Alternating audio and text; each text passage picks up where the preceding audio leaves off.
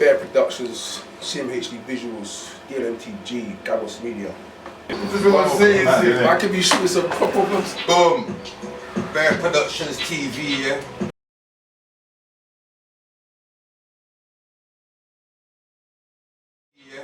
Men's Mental Health Part 2.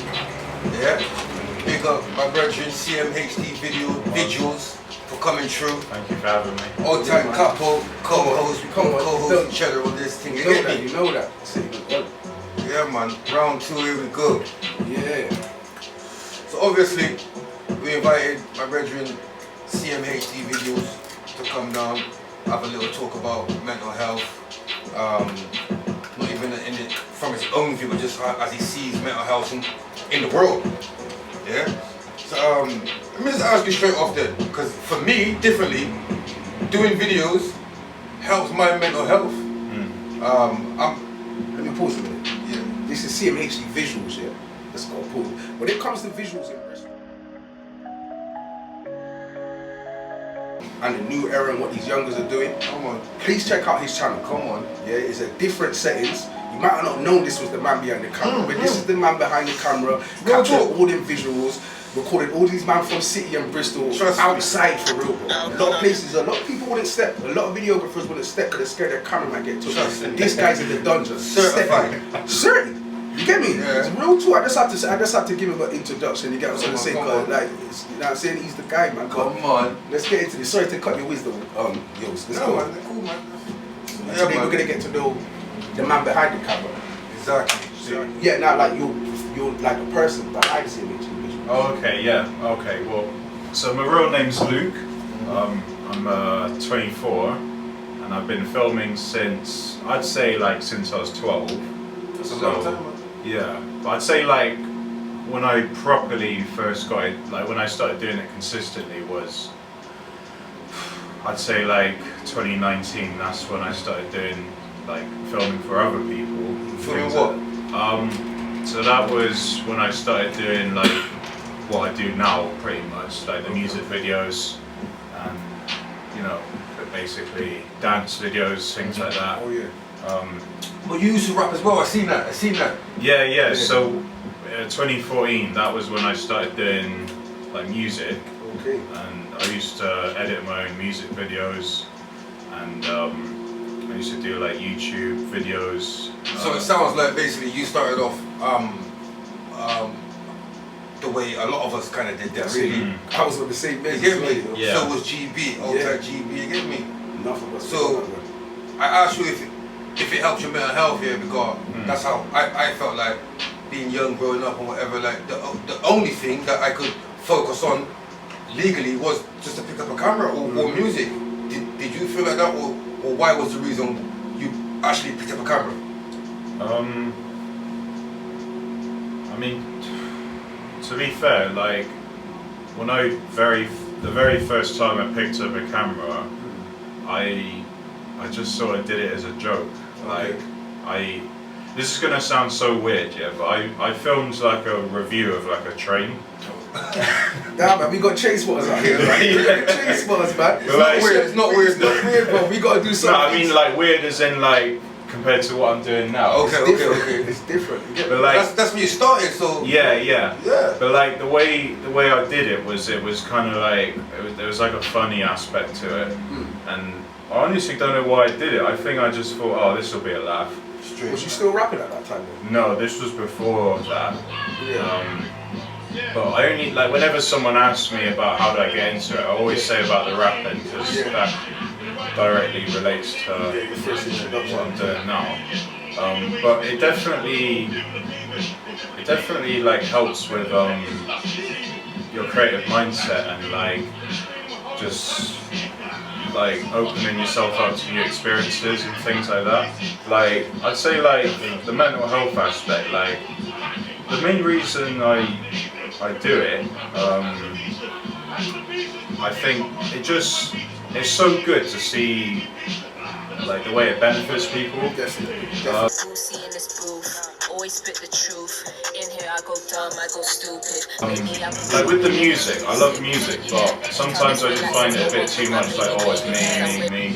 Exactly. But with the filming, it's like, you know, yeah, exactly. Like the amount of people I filmed, and they've been like, oh, this is my first video. Yeah. And like Enough people. Yeah. Enough people. So in school, yeah, like obviously through your creation and your creativity, you get to express yourself. That in school, was it the same for you? Was you able to do that? Yeah. Have anything at that time to express yourself? Yeah. Your creativity? Basically, the first music video I done was in school. Okay. It was the school camera. Yeah. That I like, borrowed. Yeah. And that was one of my songs. So I also recorded the song there as well. That's good, bro. What program was you using? Final Cut? No, I was using something called Windows Movie Maker. I knew he was going to say that, yeah. Oh I knew he was going to say that. Not even Pinnacle Studios. No, because I actually started that myself. Yeah, we all did that thing. Yeah. Definitely. The movie maker. But I wrote on something called Pinnacle Studios, I ain't gonna lie, on Windows. I wrote paid $350 for it. Bro, I know that one. That was a proper one, you know. $350, you know. Trust me, bro. I know the one. I said I tried to bootleg that still. That was the one, bro. Yeah, man. Well, I mean, my dad works in IT, so Okay. he was like, yeah, here's a computer from my work that we're not using anymore. That's nice, man. It's a free editing software. Okay. So yeah. So you've been into it from the get-go, really. The whole music aspect, video, beauty and age, obviously. Definitely the video. Like when I was younger, for example, younger, it weren't no video thing. But my dad used to work for the BBC. Okay. So I used to go out with him and film some stuff that I used to actually film sometimes. You know what I mean? And I used to be like, gas. Yeah. Them big ugly cameras, them Asian. Yeah, them cameras. You know what I'm saying, couple? That's them big professional cameras, bro. Definitely, we've all got the similar story when it comes to the inspiration of filming and music, etc. Obviously, it's just about mental health. So I just want to say again, music and making videos has definitely helped my mental health. I ain't specifically diagnosed with nothing. Graphics help me now. Yeah, man. Yeah, no, graphics Message of mine, you know. Like when my epilepsy got worse, I just started on my phone. Doing little drawing things on there, editing on those, get me on some funny apps, got the computer, get me, I couldn't go nowhere, innit? Like, my mind was just mashed up, but I couldn't go nowhere, so I'm in the house all day, you know what, I'm on the graphics, all day, 24, you know what I'm trying to say, and I guess it was similar for you then, like, just doing your creativity whenever things might be bothering you, at least you can get into the computer. Computer's not going to argue back. Yeah. You know what I mean? They'll tell you you're wrong or not understand your hidden illness, because that's what we're dealing with here. Also, is a hidden illness. You know what I'm trying to say? People looking at you thinking everything's okay, but underneath there's a lot going on, especially from the mental health side. You try speaking to people, everybody don't get it. I think I should clarify as well. I don't think I've said, but like basically I've got autism, so that's. Well, first, sorry, I gotta cut in, but I have to respect you for coming on and saying that, because man, we're even trying to get you to say what kind of mental disorder that you may have. I didn't know what specifically you had. I don't think you knew exactly. We even spoke already because my daughter's got a similar thing. So we spoke in the past about, you know what I'm saying? Mental health awareness. And when I hollered at Cmhd Visuals, like, he gave me, not even when I hollered at him, here's what happened.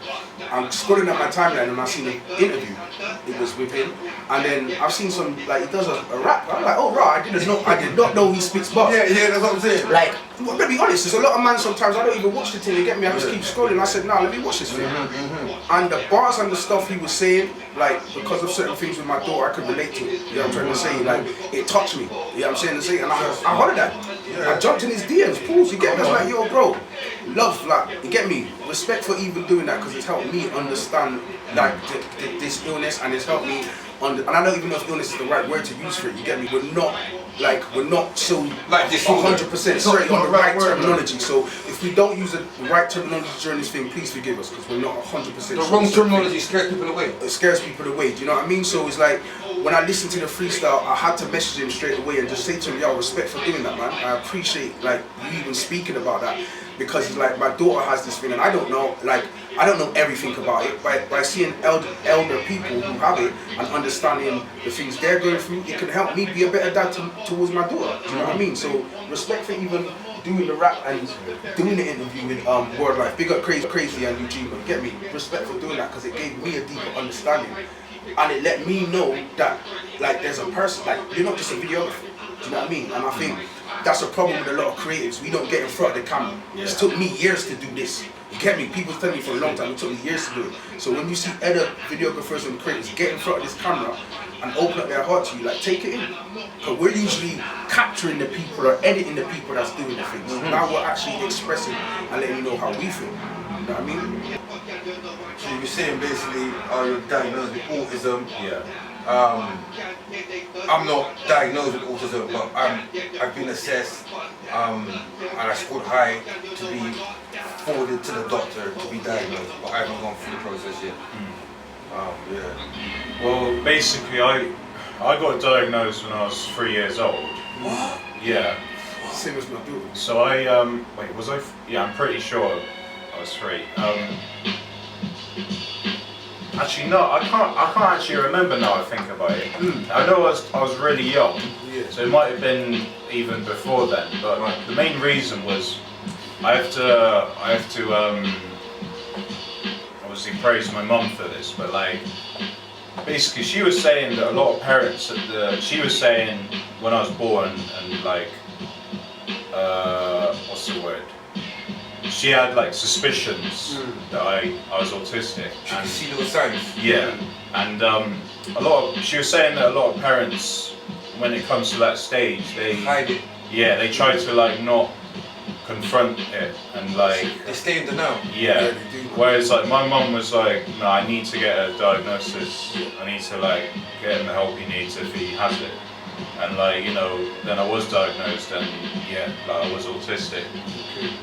But to be fair, I didn't know about autism until I was probably 30. Yeah. You know what I Something mean? that man knew about late, you get me? And I used to see about other kids having I didn't know it even existed. I didn't know the word. Yeah. I'm not gonna You know lie. what I mean though? When with me now, with my daughter, there were certain things that me and my baby mother, me and my daughter's mother could see from early. Like, she just wasn't reacting in certain ways and doing certain things other kids did. So, like your mom, my child's mother was like, you know what, we need to do this and get it checked out. You get me? We did, and then came back and they said, yeah, boom, bam, she has it. But I think it's easier now for parents, is my point, to get help and awareness of it. Yeah, with girls, back in the day, they never diagnosed it early in girls because of the way girls behave. A lot of girls, bro, a lot of women out here and girls out here have not been diagnosed with that, and they might have it because they didn't used to. There's something where they couldn't pick it up in girls like how they could with boys, bro. It's weird, bro. Trust me. Okay. Yeah, that's very true. When we did the Ever Mental Health podcast, a lot of people said like what they wanted to hear from us was what was the solution that helps you with that issue then. So it's like, okay, we know that man got autism, we know we all dealt with mental health issues then. What are the things that kind of can help us or help you overcome or what you was coming over that, or the people watching, like what was, because the examples we might give, someone might be able to take something from it, you know what I mean? So it's more kind of like that level there.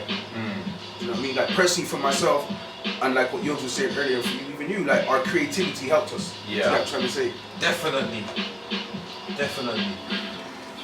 It helps a lot as well. Like I definitely feel like when I'm doing a video, like I can see things like other people might not necessarily see, and like you definitely can. Yeah, your team. I mean, sometimes like what was it? I was sitting down editing, and like going through like the changes on like the video. And I was like looking at like the audio, the effects, and like the video at the same time, and the guy said to me, he was like, I have to close my eyes because I can only focus on one, you know, like the audio or the video. Yeah. I can't look at all of that at the same time. To do it all at once. Yeah, I mean, I don't know if that's like. That's a gift, bro. I think that's probably part of the autism and also like the experience in it. Definitely. But like. They do say that still. Yeah. Autism is gifted. I definitely like, play the keyboards, numbers, things like that. But they say anything you kind of dedicate yourself to, you end up good at. That's it. Like, but I mean dedicate, you know. And I know I dedicate myself to videos or not. Like, or just music, should I say. Like, so let me ask you a question.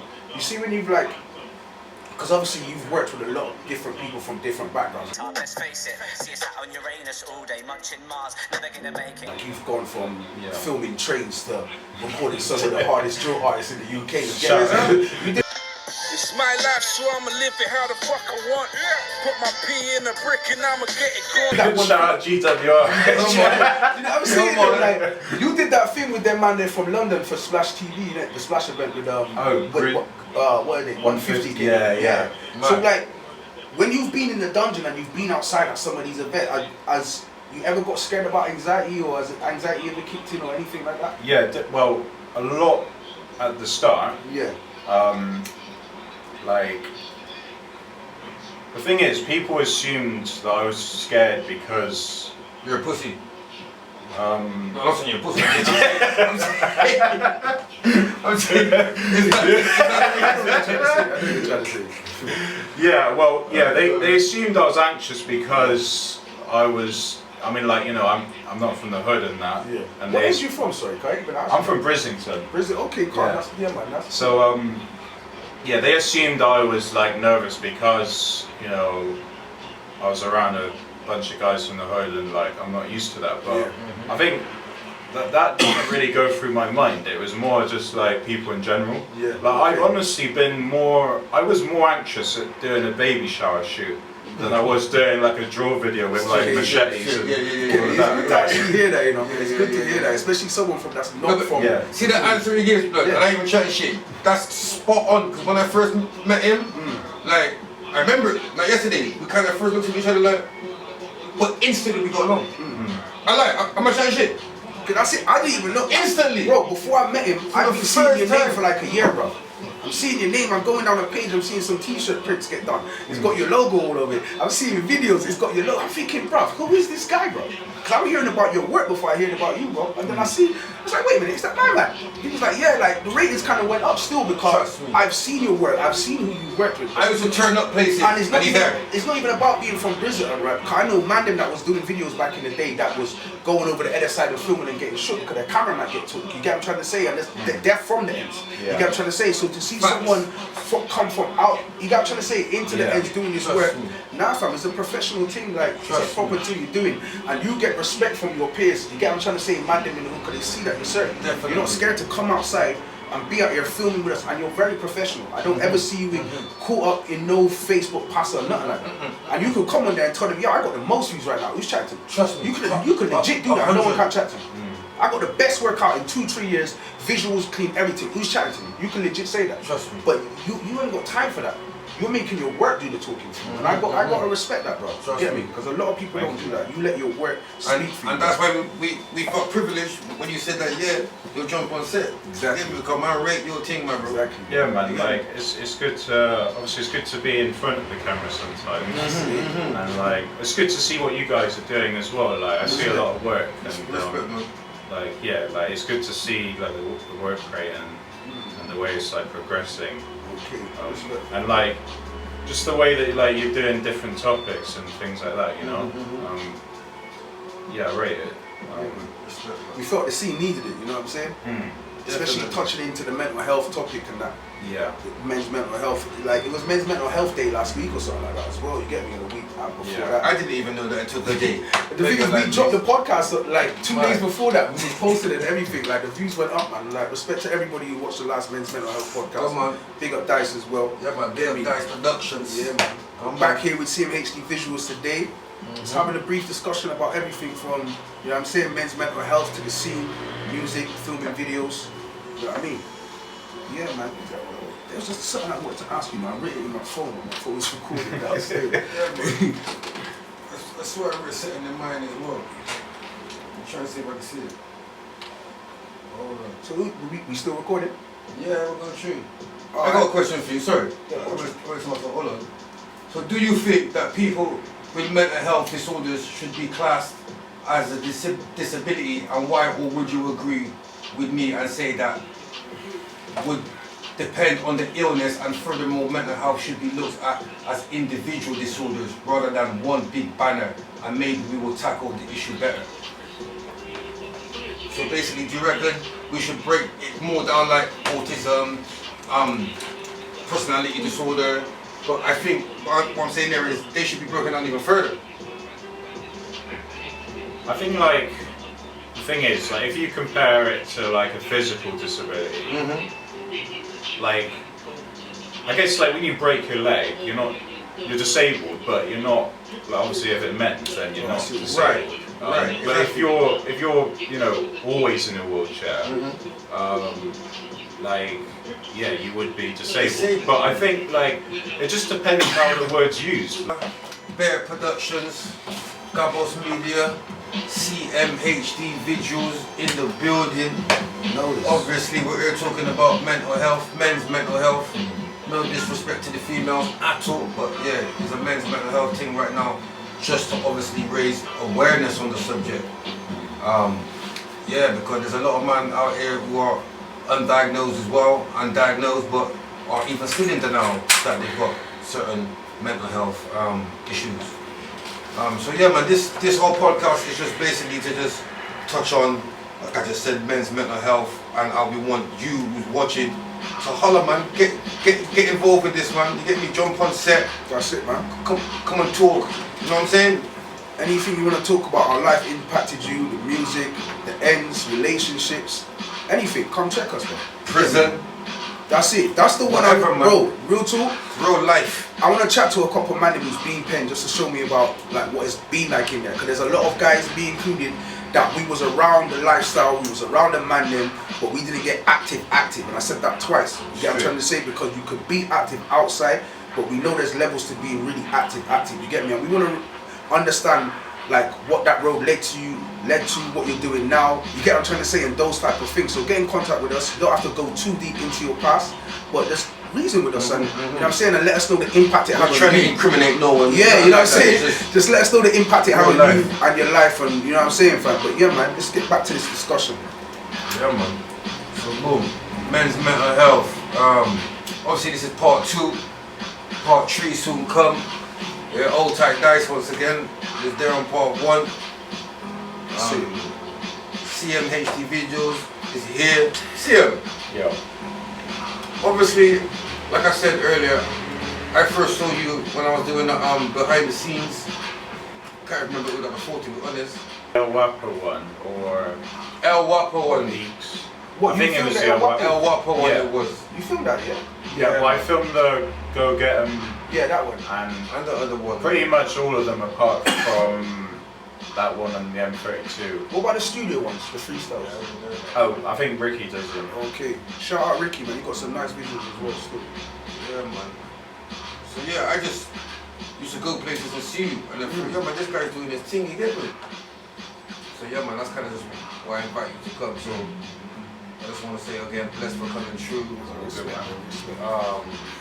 And let me just say live, basically I was saying to my end of the day, not that I'm not going to be doing a music video for myself again, but now's the time to branch out and get a music video done on a different channel. I'm definitely coming to holler you soon because I'm kind of busy with this thing here, doing the interviews on podcasts here, but I need a music video. But I can't sit down myself and actually do one, so I'll be hollering you soon, yeah? That's the one, bro. Look out for that one there, yeah? That's the one, bro. Boom. Yeah, man. So with the whole men's mental health thing, I think one of the things that affected me a lot is people saying like "man up" and things like that, and like yeah, exactly, and being quite like you know, like men should be aggressive all the time or like be strong. And Be like, strong. obviously, like me personally, Like you haven't got emotions. yeah, exactly. It's like we're not allowed to have emotions all the time. yeah, You know what I mean? no, literally. Obviously, me personally, I'm not like, obviously, like everyone. I think every guy as a teenager goes through a phase of like, you know, being aggressive, and then you get out of that. But like me in general, like I'm not really aggressive, but like obviously in the hood and things like that, like I can imagine it might be like 10 times worse. People saying like man up or like oh stop being a pussy, things like that. Definitely. I mean, like, I was just wondering how like how that kind of affected you, like that specific terminology. That's a good question, to be honest. You know what then? Because I was chatting with someone again the other day about this exact thing. So basically, I remember in school, there was two guys, they know who they are, yeah? They were trying to bully man. This is in Fairfield School. They were trying to bully man. I'm not gonna say no names, you get me? But basically, I asked my brother to talk to them, he spoke to them, but they were carrying on. So obviously, I just took it into my own hands, innit? Like, it wasn't nothing violent, I'm not gonna say that or nothing like that, but they knew, leave me alone. Do you understand? So, how that affected my mental health, I kind of saw raw. That was easy. So, it affected me in a way, like, not to become a bully at all, but I was just more on it. Yeah. Because they forced me to be that way. I was forced to be that way. And I took it in my stride. And I became Yogi Bear. Like, that's it. That's the real. You get me? I remember that from early days. Like for me, like I said earlier about the active thing, obviously man was outside, did most things, you get what I'm saying? But it's like, obviously you had man them in the ends who's bad man, they're on stuff, you get what I'm trying to say? But I feel like, if you wasn't on certain things, you know what corner to be in it. Like you might chill with man in East or Pause, that's just calm, they're not really, you get me? You gotta know who to be around, you get what I'm trying to say? Because certain guys are on certain teams with certain people and stuff, so you gotta know where you're putting yourself, you get what I'm trying to say? And it's like, there was certain times when it was on top, and how I can say my mental health impacted me is like, if you get in a situation and your end's got beef with next man, but you're not involved in certain things, people might try to draw you in. So now you're walking the street with your knife. You get what I'm trying to say? I'm not saying that's a good idea, I'm not co-signing, I'm just being rude. You're walking the street with your knife. Now, as somebody that's not active, you don't even know if you're going to use that thing anyway. But you might be forced to. You might be forced to. You get what I'm trying to say? And now you're protecting yourself. I'm going to be honest with man. I got in one situation, right, where a man's just come, tried to pat a man from the back, pause. I'm about to go to my team, bro. But you guess what I did, bro? I fought for like half a bro. Look, you get what I'm trying to say? Because I know if I grab that, yo, I'm dead. That's an artery thing. So I said that. You get what I'm trying to say? And the situation, it got patted over. Lucky you fought. Lucky I fought though. You get what I'm trying to say? But the anxiety of the ends and certain situations and the pressure, like what I felt was on me, had me walking with things. Until I've seen people a couple of days later with certain people that they look up to, and their man is showing me mad love, and it's like now the situation's patterned. So imagine I did do that, and me and these people didn't even have no form of real beef.